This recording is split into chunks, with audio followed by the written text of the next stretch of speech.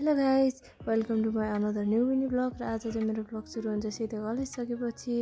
अनि आज हामी तीनजना साथीहरू चाहिँ कलेज सकेपछि चाहिँ बसन्तपुर जाँदै थियौँ। अनि बसन्तपुर गएको त यति धेरै परेवाहरू बसिरहेको थियो त्यहाँ। अनि हामी चाहिँ त्यता एकछिन बस्यौँ। अनि त्यसपछि लाग्यो हामी बसन्तपुर एक्सप्लोर गर्नको लागि। अनि हामी तीनजना साथीहरू चाहिँ गफ गर्दा गर्दै अगाडि बढिरहेको थियो। अनि धेरै दिनपछि गएर होला बसन्तपुर चाहिँ यस्तो दामी लागेको थियो, भ्यूहरू पनि यस्तो दामी देखिरहेको थियो। अनि कस्तो एक्साइटेड लागिरहेको थियो। तर बाइ द वे हामी चाहिँ गएको थियौँ एकजना साथीको सामान रिसिभ गर्नको लागि। र हामीले चाहिँ अहिले चाहिँ फाइनली सामान पनि रिसिभ गरिसकेका थियौँ र घर फर्किँदै थियौँ।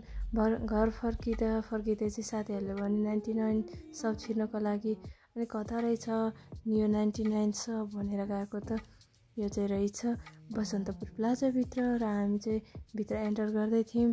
अनि भित्र एन्टर गरेर हेरेको त सब सामानहरू रहेछ। लिटरली घरमा चाहिने सामानदेखि लिएर बाथरुममा चाहिने किचनको लागि सबै सामानहरू पाइँदो रहेछ। अनि हामी चाहिँ त्यतातिर हेऱ्यौँ सामानहरू सबै हेऱ्यौँ।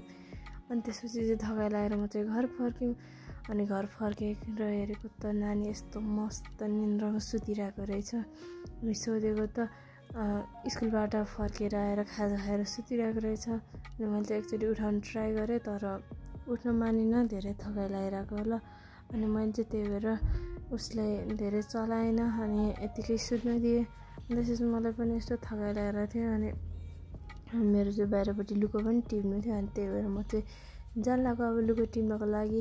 आजको लागि चाहिँ यति नै। अब अर्को ब्लगमा भेटौँला। Bye bye guys.